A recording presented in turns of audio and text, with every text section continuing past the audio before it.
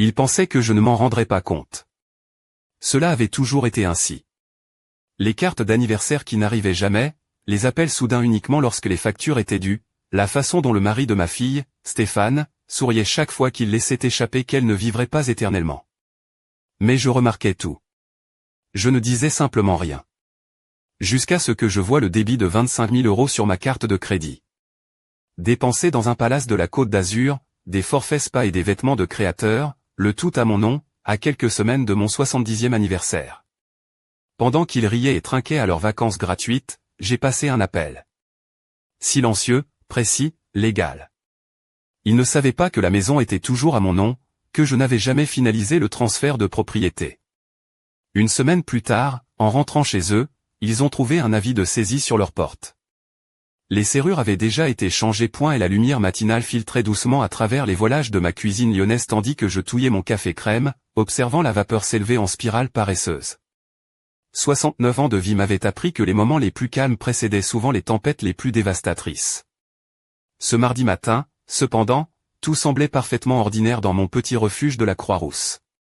Mon appartement, avec ses poutres apparentes et sa vue sur les toits ocres, était mon sanctuaire depuis 20 ans.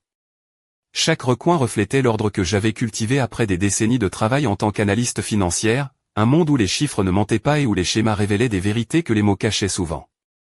Sur mon bureau en merisier, les factures étaient organisées par date d'échéance, mes livres de compte personnels mis à jour au centime près.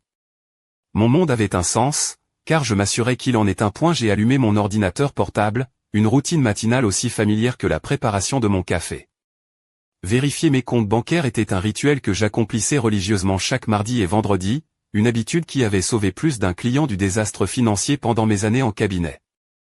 Les chiffres sont apparus sur l'écran avec leur précision numérique familière, mais quelque chose clochait terriblement. Mon livret a affiché le solde attendu, mon compte courant aussi. Mais ma carte de crédit.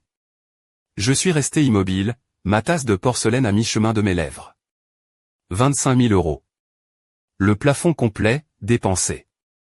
J'ai rafraîchi la page, pensant qu'il s'agissait peut-être d'une erreur du serveur de la banque. Les chiffres sont restés, têtus, à leur place. J'ai cliqué sur l'historique des transactions, les doigts commençant à trembler légèrement. La piste était méticuleuse et dévastatrice. Hôtel 5 étoiles à Saint-Tropez, restaurants exclusifs à Cannes, boutique de luxe sur la Croisette. Le tout concentré sur les 10 derniers jours. Le tout depuis des endroits que je reconnaissais des publications Instagram de ma fille, Chloé.je me suis adossé à ma chaise, sentant la trahison s'installer dans ma poitrine comme une pierre froide.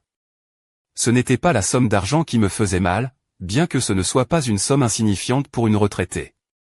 C'était la présomption, la certitude absolue que je ne le remarquerais pas, ou pire, que cela m'était égal. Mon téléphone a vibré. Une notification Instagram. Une nouvelle photo de Chloé. Elle et Stéphane sur ce qui semblait être une terrasse privée surplombant la Méditerranée, des coupes de champagne à la main, des sourires radieux. La légende disait, on avait bien besoin de ça. Béni. #Saint-Tropez #repos bien mérité. Un repos en famille, sans m'inviter, en utilisant mon argent pour une pause qu'ils estimaient méritée.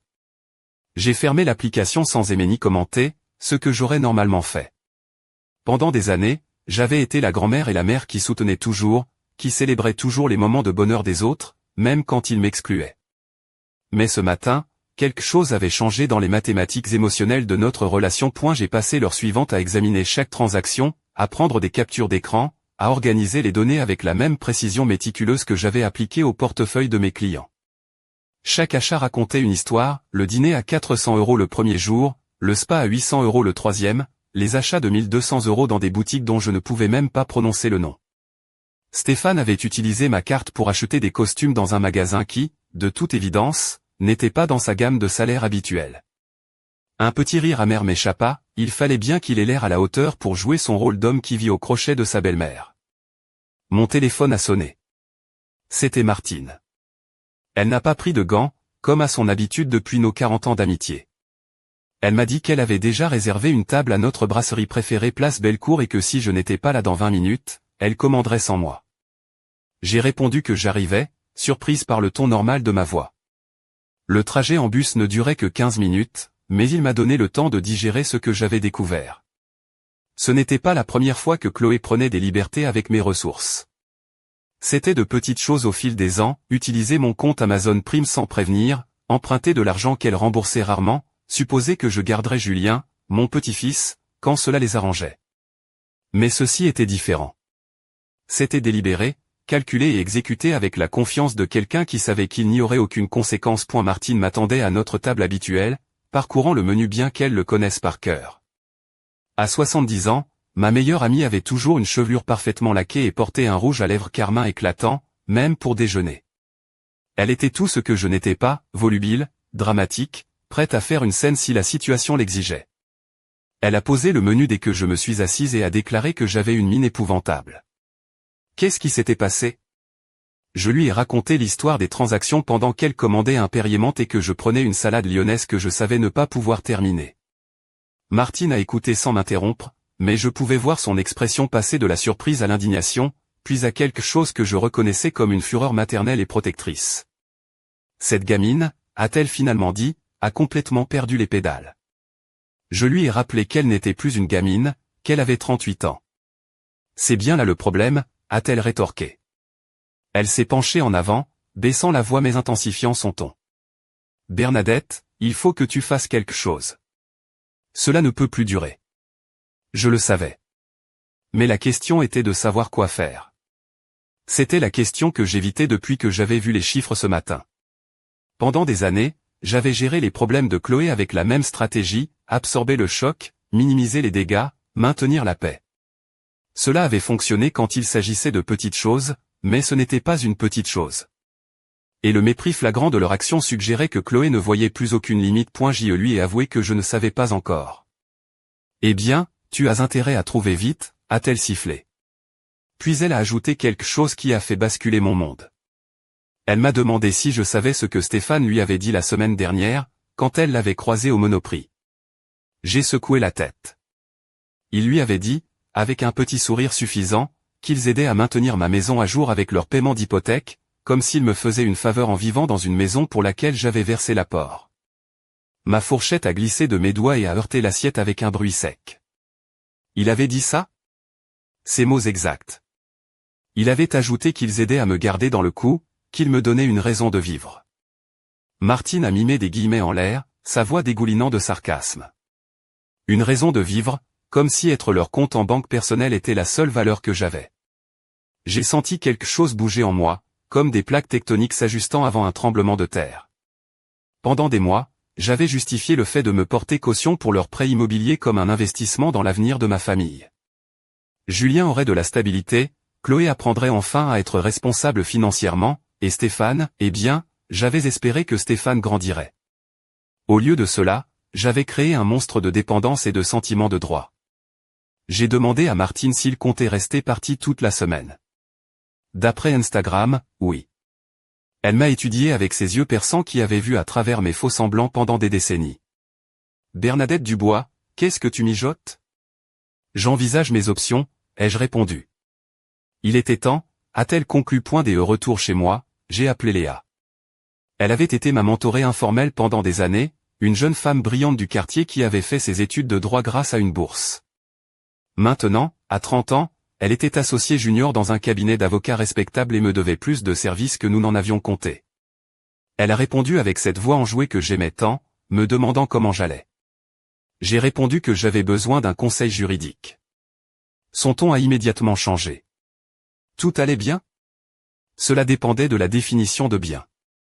Je lui ai demandé si elle pouvait passer ce soir, que je devais lui parler de cautionnement hypothécaire et de fraude à la carte de crédit. Il y a eu une pause. C'était à propos de Chloé, bien sûr qu'elle le savait. Elle observait la dynamique de ma famille depuis des années, voyant probablement des schémas que j'avais été trop proche pour reconnaître. Elle a promis d'être là à 19h. J'ai passé le reste de l'après-midi à organiser des documents, l'acte de prêt, les relevés de compte, l'historique des transactions de ma carte de crédit, les traces de tous les prêts temporaires que Chloé n'avait jamais remboursés. C'était un schéma dévastateur d'exploitation financière qui s'étendait sur des années, culminant dans ce dernier acte de trahison désinvolte. À 19h précise, Léa a sonné à ma porte. Elle portait encore son tailleur de travail, mais elle avait troqué ses talons contre des baskets, un détail que j'avais toujours adoré chez elle. pragmatique juste. Le plan avait été initié, mais cette nuit-là, je n'ai presque pas dormi. Les mots de Léa résonnaient dans mon esprit, astérisque il y aura des conséquences astérisque. Bien sûr qu'il y en aurait. Mais alors que je restais éveillé dans l'obscurité, observant les chiffres rouges de mon réveil changer lentement, j'ai réalisé que les conséquences avaient déjà commencé des années auparavant. J'avais simplement été trop aveugle, ou trop effrayé, pour les voir. Les conséquences de mon silence, de ma complaisance, de ma peur du conflit. Chaque prêt non remboursé, chaque service que je rendais était une petite conséquence qui avait pavé la voie à cette trahison à 25 000 €. À 5 heures du matin, je me suis levé et me suis mis au travail. Mon petit bureau, habituellement un havre de paix et d'ordre, est devenu un centre de commandement. J'ai sorti tous les classeurs où je gardais les documents familiaux des 10 dernières années. Le contrat de prêt pour la Peugeot 3008 de Chloé, que j'avais cautionné et dont j'avais fini par payer les 3 dernières mensualités. Les reçus des cadeaux qui n'avaient jamais été rendus. Les emails où Stéphane m'assurait que les mensualités du prêt immobilier seraient toujours payées à temps, des promesses aussi creuses que son regard fuyant. La correspondance avec le Crédit Lyonnais où ils avaient initialement demandé le prêt. Chaque document racontait une histoire, et ensemble, ils formaient un tableau dévastateur de manipulation financière systématique. Le prêt initial pour leur maison à Écully était de 350 000 €. J'avais fourni l'apport de 80 000 €, la quasi-totalité de mes économies de l'époque, parce que Chloé avait pleuré en m'expliquant que sans mon aide, Julien grandirait dans un appartement inadapté, dans un quartier sans âme. Stéphane avait été présent lors de cette conversation, hochant gravement la tête tandis qu'il parlait d'investir dans l'avenir de la famille.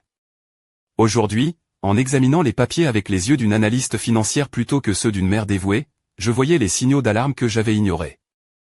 Leurs revenus combinés les qualifiaient à peine pour la moitié du prêt. Leurs historiques de crédit présentaient des lacunes qui auraient dû être alarmantes. La banque n'avait approuvé le prêt que parce que j'étais prête à me porter caution, et mon crédit impeccable ainsi que mes actifs avaient rendu le tout sûr pour eux. Pour moi, bien sûr, cela avait été une condamnation à la servitude financière. À 8 heures, Léa est arrivée avec du café et des croissants de chez Sèvres, la pâtisserie que nous aimions toutes les deux. Elle avait troqué son tailleur pour un jean et un chemisier en soie simple, mais elle portait une mallette qui semblait très sérieuse. Elle m'a demandé comment je me sentais ce matin, en s'installant à ma table de salle à manger qui ressemblait maintenant au bureau d'un expert comptable. Je lui ai avoué que je me sentais comme une idiote. Comment avais-je pu ne pas voir ça avant? Elle a posé une main réconfortante sur mon bras. Parce que vous aimez votre fille, m'a-t-elle dit, et parce qu'ils sont très doués dans ce qu'ils font. Léa a ouvert sa mallette et en a sorti un dossier épais. Elle avait fait des recherches. Stéphane avait déjà fait ça. Le sang s'est glacé dans mes veines. Qu'est-ce qu'elle voulait dire? Sa précédente compagne, avec qui il était pacsé, avait porté plainte pour abus de confiance lors de leur séparation. L'affaire avait été classée sans suite car elle n'avait pas pu prouver l'intention malveillante, mais le schéma était similaire, carte de crédit conjointe vidée, compte d'épargne siphonné, toujours avec des excuses concernant des urgences familiales ou des opportunités d'investissement. La nausée m'a envahi. Chloé ne savait pas ça, n'est-ce pas? Léa n'en était pas sûre, mais honnêtement, ça n'avait pas d'importance. Chloé était une adulte qui avait choisi de participer. Le fait qu'ils aient utilisé ma carte de crédit sans permission, sans même m'appeler pour me prévenir, ce n'était pas un accident ou un malentendu. C'était délibéré. Léa avait raison. Pendant des années, j'avais trouvé des excuses au comportement de Chloé, la traitant comme une victime des mauvaises influences de Stéphane. Mais la vérité était plus simple, et plus douloureuse. Ma fille avait choisi ce chemin. J'ai demandé quelles étaient mes options. Plusieurs. Nous pouvons déposer une plainte pour fraude à la carte bancaire auprès de la police et de la société de carte de crédit. Nous pouvons entamer une procédure pour vous retirer en tant que caution du prêt immobilier, en nous basant sur le non-respect des obligations convenues. Nous pouvons geler tout accès futur à vos comptes. Léa a fait une pause, me regardant attentivement. Ou, a-t-elle ajouté, nous pouvons faire tout cela en même temps. Envoyer un message très clair. Pour la plainte, ce serait immédiat. Pour le retrait de la caution, peut-être 2 semaines si tout se passait bien. La banque exigerait probablement que Stéphane et Chloé se qualifient seuls pour le prêt, ce qui, d'après ce que Léa avait vu de leurs finances, était hautement improbable. Cela signifiait que si je poursuivais, il y avait une forte probabilité qu'ils perdent la maison. Les mots flottaient dans l'air entre nous. Pendant des années, cette maison avait représenté la stabilité pour Julien, un foyer pour ma famille. Mais elle avait aussi représenté ma vulnérabilité financière, mon incapacité à dire non, ma volonté d'être exploité au nom de l'amour familial. Julien, ai-je murmuré. Léa y avait déjà pensé. Il était mineur.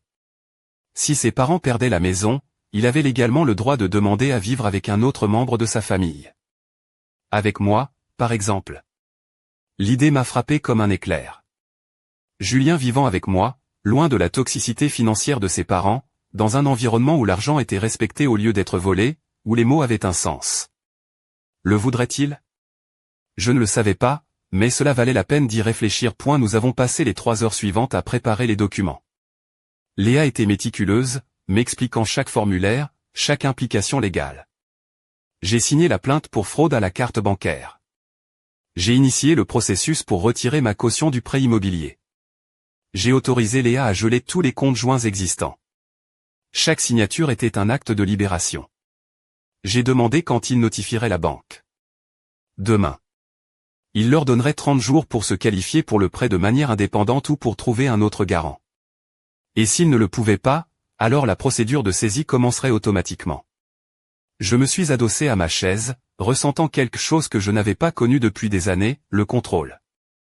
Pour la première fois depuis des décennies, je prenais les décisions concernant mon propre argent, mon propre avenir. Après le départ de Léa, j'ai appelé Martine. Je lui ai tout raconté. Martine a écouté en silence, ce qui était inhabituel pour elle. Quand j'ai eu fini, elle a simplement dit qu'elle était fière de moi. La simplicité de ces mots a brisé quelque chose en moi, de la plus belle des manières. Combien de temps s'était écoulé depuis que quelqu'un avait été fier de moi pour avoir pris soin de moi-même au lieu de me sacrifier pour les autres? Cet après-midi-là, je me suis occupé des plantes sur mon balcon, ce que je faisais toujours quand j'avais besoin de réfléchir. J'ai arraché les mauvaises herbes des jardinières, taillé les géraniums, arrosé la lavande qui luttait contre la chaleur de l'été lyonnais. Il y avait quelque chose de profondément satisfaisant à prendre soin de choses qui appréciaient vraiment l'attention. En travaillant, j'ai pensé à Julien. Mon petit-fils avait observé ce dysfonctionnement pendant des années, apprenant que l'amour se démontrait par le sacrifice financier, que la famille signifiait prendre sans donner. Quel genre d'homme deviendrait-il si c'était son modèle?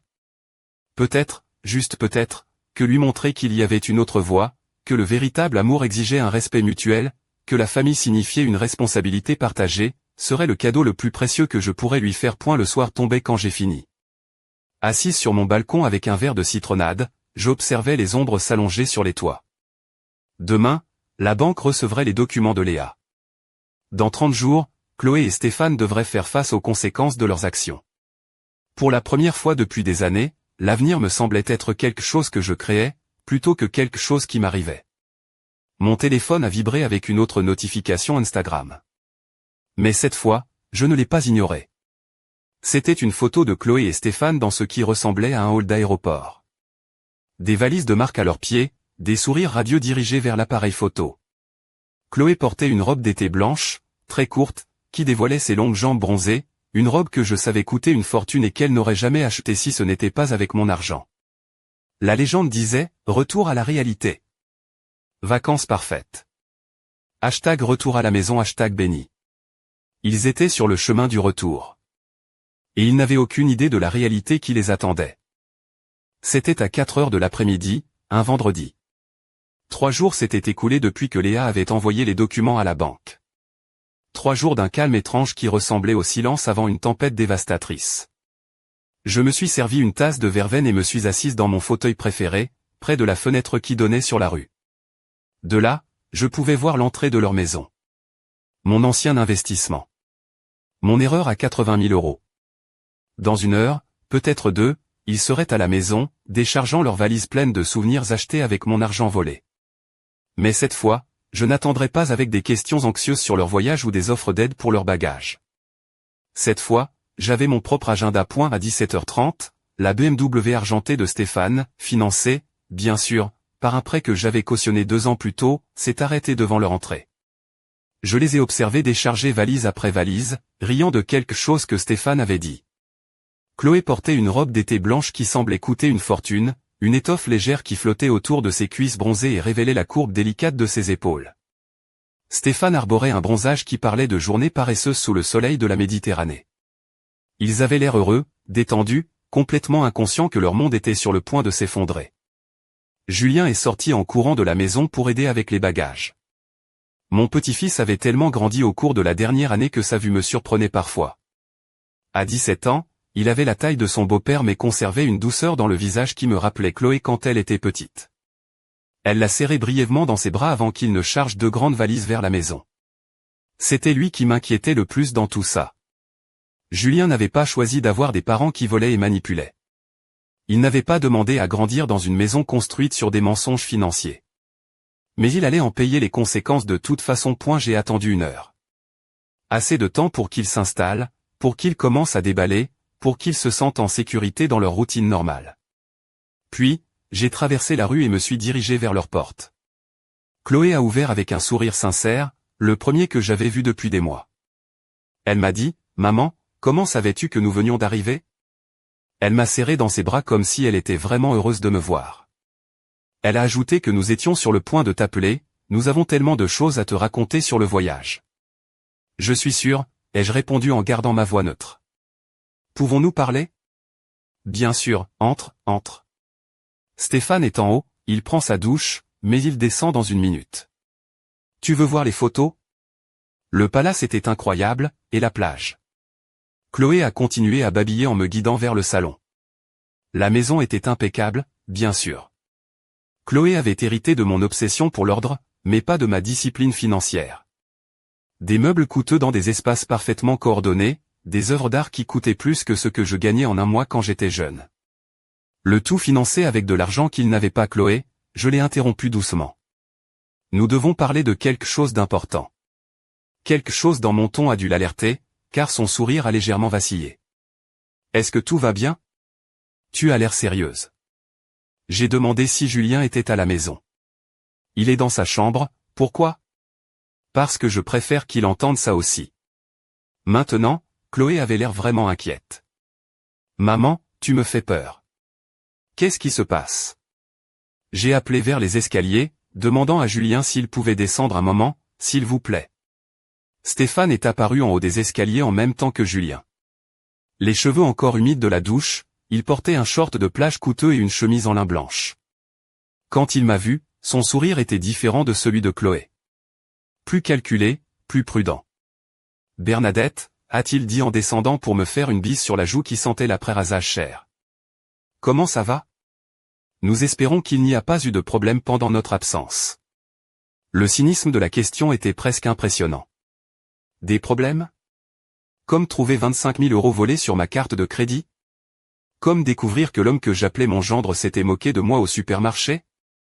Comme réaliser que j'avais élevé une fille qui pouvait me voler sans sourciller ? Asseyez-vous, ai-je simplement dit. Julien s'est installé sur le canapé, regardant entre les adultes avec cette intuition qu'ont les adolescents pour l'attention familiale. Chloé s'est assise à côté de lui, souriant toujours, mais avec une ride d'inquiétude apparaissant entre ses sourcils. Stéphane est resté debout, s'appuyant contre la cheminée dans une pose qu'il pensait probablement décontractée et confiante. J'ai sorti les papiers que j'avais apportés, pas tous, juste les plus importants, et je les ai posés sur la table basse. Lundi matin, ai-je commencé, ma voix parfaitement calme, j'ai découvert que ma carte de crédit avait été vidée. 25 000 €, dépensés en 10 jours dans des hôtels, des restaurants, des boutiques de luxe. Chloé a scié. Stéphane est resté très immobile. Au début, j'ai pensé qu'il s'agissait peut-être d'une fraude. Mais ensuite, j'ai vérifié les dates et les lieux, et ils correspondaient parfaitement à vos publications sur Instagram. Maman, a commencé Chloé, mais j'ai levé la main. Je n'ai pas fini. J'ai regardé directement Stéphane. Vous avez utilisé ma carte de crédit sans ma permission pour financer des vacances de luxe. Vous ne m'avez pas demandé, vous ne m'avez pas prévenu. Vous avez simplement pris mon argent et êtes parti. Stéphane s'est redressé, et j'ai vu le changement dans sa posture, passant de la décontraction feinte à quelque chose de plus défensif. Bernadette, je crois qu'il y a un malentendu. Il n'y a pas de malentendu. J'ai les relevés de compte. J'ai les captures d'écran. J'ai la documentation de chaque transaction. J'ai gardé ma voix complètement égale. Ce que vous avez fait s'appelle une fraude à la carte bancaire. Chloé était devenue pâle. Maman, nous pensions, c'est-à-dire que tu nous as toujours aidés avant. Vous pensiez quoi, exactement? Que parce que j'ai aidé ma famille par le passé, vous aviez maintenant le droit de me voler? Ce n'est pas du vol, la voix de Chloé a monté d'une octave. Nous sommes une famille. Et ce n'est pas comme si tu ne pouvais pas te le permettre. Julien s'est enfoncé plus profondément dans le canapé, visiblement mal à l'aise. Stéphane a fait un pas en avant. Bernadette, je pense que vous exagérez. Oui, peut-être que nous aurions dû appeler d'abord, mais vous savez que nous vous remboursons toujours. Quand? La question est sortie plus sèchement que je ne l'avais prévu. Quand, exactement, m'avez-vous remboursé un prêt dans son intégralité? Stéphane a ouvert la bouche, puis l'a refermée. Chloé regardait ses mains. Le prêt de 10 000 € pour la voiture de Chloé il y a 3 ans? Vous avez payé 1 500 €, puis vous avez arrêté. Le prêt de 8 000 € pour des frais médicaux d'urgence il y a 2 ans? 0 paiement. Les 3 000 € pour l'opportunité d'investissement de Stéphane l'année dernière? 0 également. À chaque chiffre, la pièce devenait plus silencieuse. Et maintenant, 25 000 €, pris sans demander. Je me suis penché légèrement en avant. Alors, quand vous dites que vous me remboursez toujours, de quoi parlez-vous exactement? Stéphane a tenté de reprendre le contrôle de la situation. Écoutez, Bernadette, je sais que vous êtes contrariée, et je comprends pourquoi. Mais nous sommes une famille. Les familles s'entraident. Vous nous aidez, nous vous aidons. Nous maintenons votre maison à jour avec nos paiements d'hypothèque. Vous la maintenez à jour? Ai-je répété ces mots lentement? Stéphane, cette maison dans laquelle vous vivez, qui a versé l'apport? C'était vous, mais... Qui s'est porté caution pour le prêt? C'était vous, mais c'est ce que je veux dire, c'est un partenariat. Un partenariat? Je me suis levé, sentant quelque chose de froid et de final s'installer dans ma poitrine. Stéphane, sais-tu ce que Martine m'a dit que tu lui avais raconté au Monoprix la semaine dernière? Son visage a perdu un peu de sa couleur. Tu lui as dit que vous m'aidiez à rester dans le coup. Que vous me donniez une raison de vivre. J'ai laissé les mots s'installer. Comme si être votre compte en banque personnelle était la seule valeur que j'avais. Ce n'est pas ce que je voulais dire. Ce que tu voulais dire n'a vraiment aucune importance. Ce qui compte, c'est ce que vous avez fait. J'ai ramassé mes papiers sur la table. J'ai engagé une avocate. J'ai déposé une plainte pour fraude à la carte bancaire. Et j'ai entamé une procédure pour retirer mon nom en tant que caution de ce prêt immobilier. Le silence qui a suivi était absolu. Chloé a été la première à retrouver sa voix. Qu'est-ce que ça veut dire? Ça veut dire que je ne suis plus responsable de votre prêt immobilier. Ça veut dire que la banque va vous donner 30 jours pour vous qualifier pour le prêt, seul. Ou pour trouver un autre garant. Stéphane s'est redressé brusquement. Vous ne pouvez pas faire ça. Nous avons un contrat. Vous aviez un contrat avec moi. Vous l'avez rompu quand vous avez utilisé ma carte de crédit sans permission. Maman. Chloé s'est levée, sa voix montant jusqu'à l'hystérie. C'est ridicule. C'est du drame pour rien. Tu as toujours été dramatique. Julien s'est agité, mal à l'aise. Dramatique? Ai-je répété le mot comme s'il était nouveau? Chloé, tu as volé 25 000 € sur ma carte de crédit. Comment, exactement, suis-je censé réagir à ça? On va te rembourser. Avec quel argent? La marche pour rentrer chez moi fut la plus longue et la plus courte de ma vie. Mes pas semblaient mesurés, délibérés, tandis que le son des voix élevées s'estompait derrière moi. Pour la première fois depuis des années, j'avais dit ma vérité, sans m'excuser, sans arrondir les angles pour que les autres se sentent plus à l'aise avec leur propre mauvaise conduite. Une fois dans mon appartement, je me suis servi un verre d'eau avec des mains qui tremblaient légèrement. Pas de peur, mais d'adrénaline. Ce que je venais de faire était irréversible. J'avais franchi une ligne que j'avais évitée pendant des décennies, et de l'autre côté de cette ligne se trouvait une version de moi-même que je ne reconnaissais pas complètement. Une femme qui se défendait. 20 minutes plus tard, mon téléphone a commencé à sonner. Chloé. J'ai laissé le répondeur prendre l'appel. Il a sonné de nouveau immédiatement. Encore Chloé. Répondeur.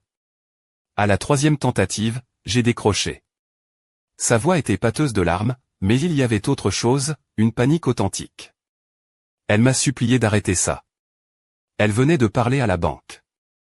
Il disait qu'il devait se qualifier pour la totalité du prêt seul, sinon, sa voix s'est brisée, ils allaient entamer une procédure de saisie. Je sais, ai-je dit simplement. Elle ne comprenait pas, nous ne pouvions pas nous qualifier pour 350 000 € seuls, nos revenus n'étaient pas suffisants. Je sais. Il y a eu une longue pause. Quand Chloé a repris la parole, sa voix avait cette qualité aiguë et désespérée que je me souvenais de ses crises de colère d'enfant. Qu'est-ce que je voulais? De l'argent? Des excuses? Que devait-il faire pour arranger ça?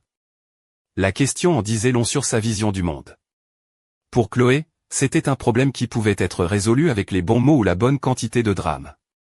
Elle ne comprenait pas qu'elle avait brisé quelque chose de fondamental, d'irréparable.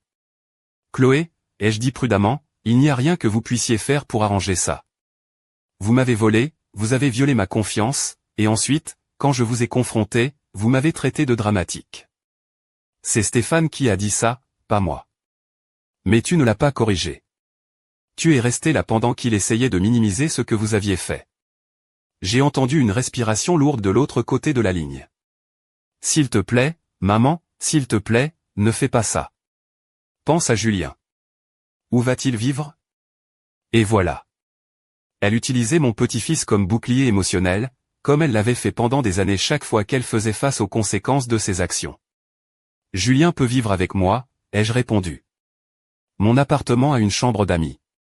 Tu ne peux pas simplement prendre mon fils. Je ne le prends pas. Je lui offre de la stabilité. L'appel s'est terminé par un clic abrupt. 10 minutes plus tard, mon téléphone a sonné de nouveau. Cette fois, c'était Stéphane. Sa voix avait cette qualité contrôlée qu'il utilisait lorsqu'il essayait d'être persuasif plutôt que conflictuel. Bernadette, je pense qu'il y a eu un grand malentendu ce soir. Il n'y a pas eu de malentendu. Écoutez, je sais que Chloé peut être dramatique, et peut-être que je n'ai pas géré la situation de la meilleure façon, mais vous devez comprendre la position dans laquelle cela nous met. Je comprends parfaitement la position dans laquelle cela vous met. Cela vous met dans la position de faire face aux conséquences de vos actions. Bernadette, soyons pratiques. Si nous perdons cette maison, tout le monde perd. Vous perdez votre investissement. Stéphane, je l'ai interrompu, j'ai perdu mon investissement il y a longtemps. J'ai mis plus de 100 000 € dans cette famille au cours des 5 dernières années et je n'ai jamais vu un centime en retour. Au moins, maintenant, je peux arrêter l'hémorragie. Mais qu'en est-il de Julien? Allez-vous vraiment détruire la stabilité d'un adolescent pour prouver quelque chose? La manipulation était si transparente que j'ai presque admiré son audace. Julien aura de la stabilité avec moi, dans une maison qui n'est pas construite sur des mensonges financiers. Vous ne pouvez pas simplement décider qu'il va vivre avec vous. Il peut décider par lui-même. Il a 17 ans, il est assez grand pour avoir son mot à dire sur l'endroit où il vit. Stéphane a raccroché sans un mot de plus. Cette nuit-là, alors que j'essayais de lire dans mon salon, j'ai vu des lumières s'allumer et s'éteindre dans la maison d'en face, des ombres se déplaçant derrière les fenêtres d'une manière qui suggérait des conversations intenses, voire des disputes. À 10 heures, la BMW de Stéphane est partie en trombe de l'allée. À 11 heures, on a frappé doucement à ma porte. C'était Julien, un sac à dos sur l'épaule et une expression qui était à mi-chemin entre l'excuse et la détermination. « Je peux entrer ?» a-t-il demandé à voix basse. Bien sûr. J'ai ouvert la porte plus grand, remarquant qu'il regardait par-dessus son épaule vers sa maison avant d'entrer. Il s'est assis sur mon canapé, toujours avec son sac à dos, comme s'il n'était pas sûr de rester. J'ai entendu les appels téléphoniques, a-t-il dit finalement. Enfin, leur côté des appels. Ils ont peur. Il a ajusté les bretelles de son sac. Je ne les ai jamais vus comme ça avant. D'habitude, quand il y a des problèmes d'argent, eh bien, ils supposent juste que vous allez arranger les choses. Et comment te sens-tu par rapport à ça? Julien est resté silencieux un long moment, regardant ses mains. Confus. Je veux dire, je sais que ce qu'ils ont fait était mal. Utiliser ta carte de crédit sans demander, c'est mal, peu importe comment il le justifie. Il s'est arrêté, luttant avec quelque chose. Mais, a-t-il continué lentement, c'est ma maison. Le seul foyer dont je me souvienne vraiment. Et je sais que maman et Stéphane peuvent être, beaucoup. Mais ils sont ma famille. Mon cœur s'est un peu brisé pour lui. Ce n'était pas son désordre, mais il allait vivre avec les conséquences de toute façon. Je lui ai dit qu'il n'avait pas à choisir de camp. Ce qui se passait entre les adultes n'était pas sa responsabilité. Mais si, je dois choisir, n'est-ce pas? Je veux dire, s'ils perdent la maison. Où dormirais-tu ce soir si tu n'étais pas ici? Probablement sur le canapé. Maman et Stéphane ont beaucoup de conversations intenses. Le genre de conversation qui consiste à se rejeter la faute et à pleurer. J'ai regardé ce jeune homme qui avait grandi au milieu de tant de chaos émotionnels et financiers, et je me suis demandé comment il avait réussi à garder sa compassion intacte. Je lui ai demandé s'il pouvait rester cette nuit, que sa chambre d'amis était toujours disponible. Il a demandé si ça n'allait pas me causer plus de problèmes. J'ai répondu que j'étais déjà dans tous les problèmes possibles avec eux, qu'une nuit de plus ou de moins n'allait rien changer. Il a vu quelque chose sur mon visage qui l'a fait se détendre légèrement. Il a enlevé son sac à dos. « Mamie », a-t-il dit, en utilisant un terme qu'il avait cessé d'utiliser il y a des années, « est-ce qu'ils vont vraiment perdre la maison ? » Je ne sais pas. Cela dépend s'ils peuvent trouver un autre moyen de financer le prêt. Et s'ils ne le peuvent pas, alors oui, ils la perdront probablement. Il a hoché la tête lentement, traitant cette information. « Et toi, tu vas bien ?» La question m'a surprise. Quand était-ce la dernière fois que quelqu'un dans ma famille m'avait demandé si j'allais bien? Je vais être plus que bien, lui ai-je dit, et j'ai réalisé que c'était vrai. Pour la première fois depuis des années, j'allais être complètement bien. Cette nuit-là, après que Julien se soit endormi, je me suis assise dans ma cuisine avec une tasse de verveine et j'ai examiné mes finances. Sans les paiements d'hypothèque de Chloé et Stéphane comme responsabilité potentielle, sans leur accès à mes cartes de crédit, sans la pression constante d'être la banque de la famille, mes chiffres semblaient solides. Plus que solides. Je pouvais voyager si je le voulais. Je pouvais rénover ma cuisine. Je pouvais faire des dons à des causes qui me tenaient à cœur. Je pouvais vivre. Mon téléphone a vibré avec un SMS de Chloé. Astérisque, je n'arrive pas à croire que tu nous fasses ça après tout ce qu'on a fait pour toi. Astérisque, j'ai lu le message 2 fois, essayant de comprendre ce qu'elle pensait exactement qu'ils avaient fait pour moi. Les paiements d'hypothèque qu'ils avaient fait pour leur propre maison? Les prêts qu'ils n'avaient jamais remboursés? Les vacances qu'ils avaient prises avec mon argent volé? Je n'ai pas répondu. Au lieu de cela, j'ai écrit un email à Léa. Astérisque, Julien reste avec moi ce soir. Peut-être plus longtemps. Que dois-je savoir légalement? Astérisque, sa réponse est arrivée en moins de 20 minutes. Astérisque a 17 ans, il peut choisir où il vit. Si les 2 parents sont d'accord, c'est simple. Sinon, nous pourrions avoir besoin d'une procédure de garde temporaire. Voulez-vous que je prépare les documents au cas où? Astérisque oui astérisque, ai-je répondu. Astérisque, préparez-les astérisque. Alors que j'éteignais les lumières et me dirigeais vers le lit, j'ai entendu une voiture arriver dans l'allée d'en face. Stéphane était de retour. Les lumières se sont allumées à l'étage, et bien que je ne puisse pas entendre les voix, la qualité des ombres se déplaçant derrière les fenêtres suggérait que les conversations intenses de Julien allaient se poursuivre tard dans la nuit. Demain serait un autre jour de conséquences, un autre jour où ma famille ferait face à une réalité qu'elle avait passé des années à éviter. Mais cette nuit, dans ma propre maison, avec mon petit-fils dormant en sécurité dans la chambre d'amis, je me sentais plus en paix que je ne l'avais été depuis des années. Les conséquences, ai-je découvert, pouvaient être incroyablement libératrices. Mais elles étaient implacables dans leur progression. Durant les 2 semaines qui suivirent, j'ai observé depuis ma fenêtre la vie d'en face se décomposer au ralenti. Julien avait établi une routine silencieuse entre les 2 maisons. Il dormait dans ma chambre d'amis, mais retournait chaque jour après le lycée pour tenter de jouer les médiateurs dans les crises de plus en plus intenses de ses parents. Il arrivait à ma porte chaque soir plus fatigué, plus soucieux, vieillissant sous mes yeux d'une manière qui me brisait le cœur. La banque les a rappelés aujourd'hui, m'a-t-il dit un soir pendant que nous dînions. J'avais commencé à cuisiner pour 2 automatiquement, et il avait commencé à mettre la table sans que je le lui demande. De petits rituels domestiques qui semblaient étonnamment naturels. Ils ont jusqu'à vendredi pour trouver un nouveau garant ou se qualifier seul. Julien a poussé ses petits pois dans son assiette. Stéphane a passé toute la journée à appeler des banques. Maman a appelé tous les parents qu'elle connaît. Ont-ils eu de la chance? Non. Les banques continuent de dire que leurs revenus ne sont pas suffisants. Et la famille? Julien a fait une grimace. Apparemment, l'oncle Robert a rappelé à maman les 3 000 € qu'elle lui avait empruntés il y a 2 ans et qu'elle ne lui avait jamais rendus. J'ai failli rire malgré la gravité de la situation. Chloé avait brûlé tellement de ponts financiers au fil des ans que maintenant, quand elle avait vraiment besoin d'aide, personne n'était prêt à prendre le risque. Comment te sens-tu avec tout ça? Ai-je demandé. Julien a posé sa fourchette et m'a regardé droit dans les yeux. Honnêtement? Soulagé. La réponse m'a surprise. Soulagé?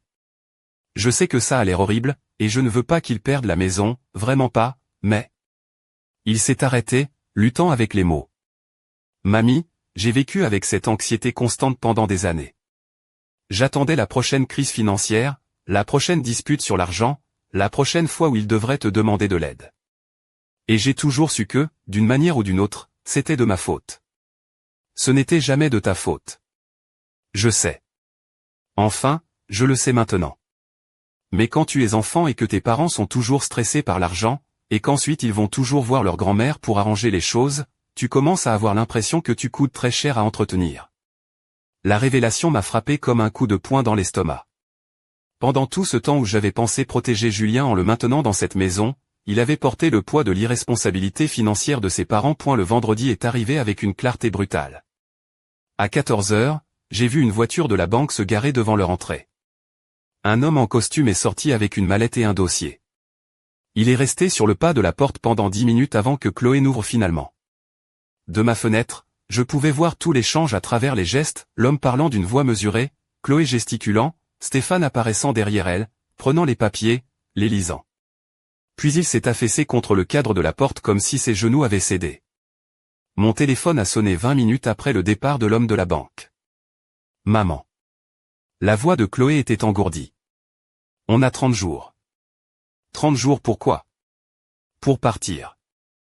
La procédure de saisie a officiellement commencé. Nous avons 30 jours pour faire nos cartons et trouver un autre endroit où vivre. Je n'ai rien dit. Qui avait-il à dire? C'était exactement ce que je savais qui allait se passer. Maman, sa voix s'est brisée, tu vas vraiment laisser faire ça? Chloé, je ne laisse rien faire. C'est vous qui avez fait ça. Mais tu es ma mère. Les mères sont censées aider leurs enfants. Les mères aident leurs enfants, elles ne permettent pas à leurs enfants de les exploiter indéfiniment. Il y a eu un long silence. Quand Chloé a repris la parole, il y avait quelque chose de différent dans sa voix, quelque chose que j'ai reconnu comme le désespoir final. Qu'est-ce que je dois faire? Te supplier? Qu'est-ce que tu veux que je fasse pour arranger ça? Je veux que tu comprennes que ça ne peut pas être arrangé. Pas avec des mots, des promesses ou des larmes. Vous avez brisé quelque chose de fondamental entre nous. Et Julien? Encore une fois, mon petit-fils comme bouclier. Julien ira bien. Il peut rester ici. Tu ne peux pas simplement garder mon fils. Je ne le garde pas. Je lui offre de la stabilité. Quelque chose que vous ne pouvez manifestement pas lui fournir. L'appel s'est terminé par des sanglots. Ce soir-là, Julien est rentré avec 2 grandes valises. C'est permanent? Ai-je demandé alors qu'il les montait dans sa chambre. Si ça ne te dérange pas. Il s'est arrêté dans les escaliers. Je leur ai dit que je voulais rester ici jusqu'à mon bac. Maman a pleuré. Stéphane a dit que c'était ma décision. Et comment te sens-tu? Coupable, soulagé, triste, tout à la fois. Il s'est assis sur une marche. Mamie, suis-je une mauvaise personne de ne pas vouloir vivre dans un chaos constant? Tu es une personne intelligente de reconnaître la différence entre le chaos et la stabilité. Et de choisir la stabilité. Durant les 3 semaines suivantes, j'ai observé le lent processus de désintégration depuis ma fenêtre. Des camionnettes de location apparaissaient pour emporter les meubles coûteux. Chloé vendait des bijoux sur Vinted. Stéphane avait trouvé un travail de vendeur dans une concession de voitures d'occasion, une chute considérable par rapport à son poste précédent. Martine est venue un après-midi avec des sablés maison et des commérages. J'ai entendu dire qu'il déménageait dans un appartement dans l'Est lyonnais, a-t-elle dit en s'installant dans ma cuisine. Un T3 sans garage. Comment Chloé prend-elle tout ça? D'après Margot, qui travaille au salon de coiffure où Chloé se fait les ongles, elle est furieuse. Elle te rejette toute la faute, racontant à qui veut l'entendre que tu as détruit sa famille par dépit. L'information m'a blessée, mais ne m'a pas surprise. Et Stéphane? Apparemment, il est plus occupé à blâmer Chloé qu'à te blâmer, disant que ses dépenses irresponsables les ont mis dans ce pétrin. Martine a mordu dans un sablé, pensive. C'est drôle comme aucun d'eux ne se blâme pour avoir volé 25 000 €. Le jour du déménagement final est arrivé avec une pluie torrentielle, typique d'un printemps à Lyon. J'ai observé depuis ma fenêtre les derniers de leurs biens être chargés dans un camion de location trop petit. Chloé dirigeait le processus avec une énergie frénétique, criant sur Stéphane et sur les déménageurs. À 15 h, on a sonné à ma porte. C'était Chloé, trempée par la pluie, le mascara coulant sur ses joues. Derrière elle, Stéphane portait une caisse qui semblait contenir des plantes d'intérieur. « Je viens pour Julien », a-t-elle dit sans préambule. Julien est au lycée. Et de toute façon, il a déjà pris sa décision. C'est mon fils. Oui. Et en tant que sa mère, tu peux lui rendre visite ici quand tu veux. Mais il va vivre avec moi jusqu'à ce qu'il ait son bac. Stéphane s'est approché, et pendant un instant, j'ai cru qu'il allait essayer de m'intimider physiquement. Mais il s'est arrêté, me regardant avec quelque chose qui aurait pu être du respect. « Vous avez gagné », a-t-il dit simplement. Il ne s'agissait jamais de gagner, Stéphane. Alors de quoi s'agissait-il? J'ai regardé ma fille, debout sur mon paillasson, sans abri pour la première fois de sa vie d'adulte, faisant enfin face aux conséquences d'années d'irresponsabilité. Il s'agissait d'enseigner, ai-je finalement dit. De vous montrer ce qui se passe quand on traite les gens qui vous aiment comme des ressources plutôt que comme une famille. Chloé s'est redressée, et pendant un instant, j'ai vu une lueur de la dignité que je me souvenais d'elle quand elle était jeune. Et si on apprend? Si on apprend vraiment de ça? Y a-t-il un chemin pour revenir? C'était la première question qu'elle posait depuis des semaines qui sonnait authentique plutôt que manipulatrice. Il y a toujours un chemin pour revenir, ai-je dit doucement. Mais il est pavé d'actions, pas de mots. Et ça prend du temps. Elle m'a regardé un long moment, puis a hoché la tête. Prends soin de Julien. Je le ferai point. Je les ai regardés retourner au camion. Stéphane est monté côté conducteur. Chloé s'est arrêtée pour jeter un dernier regard à la maison, non pas la mienne, mais celle qu'ils avaient perdue. Puis elle est montée dans le camion, et ils sont partis, emportant avec eux des années de drames financiers et émotionnels. Ce soir-là, Julien et moi avons dîné en silence. Finalement, il a parlé. Tu crois qu'ils s'en sortiront? Éventuellement, ai-je dit. Ils devront apprendre à vivre selon leurs moyens. Ils devront apprendre à ne pas dépendre des autres pour résoudre leurs problèmes. Ce sera difficile, mais ce sera bon pour eux. Ce pourrait être la meilleure chose qui leur soit arrivée depuis des années. Julien a hoché la tête. Mamie, je peux te poser une question? Bien sûr. Est-ce que tu te sens mal pour ce que tu as fait? La question m'a fait faire une pause. Est-ce que je me sentais mal? Cela faisait des semaines que je regardais ma fille perdre sa maison, que je voyais ma famille se désintégrer, que je causais de la douleur, même si c'était une douleur nécessaire. Je me sens triste, ai-je dit finalement. Mais je ne me sens pas mal. Pour la première fois depuis des années, je sens que j'ai fait ce qu'il fallait. Julien a souri, un vrai sourire détendu, sans la tension qu'il avait portée pendant si longtemps. Ça me fait plaisir, a-t-il dit. Parce que je ne me sens pas mal non plus. Et je me demandais si je devais. Ce soir-là, en consultant mon courrier, j'ai trouvé une lettre de ma banque confirmant que ma caution sur le prêt immobilier avait été officiellement levée. Je n'étais plus responsable des dettes de Chloé et Stéphane.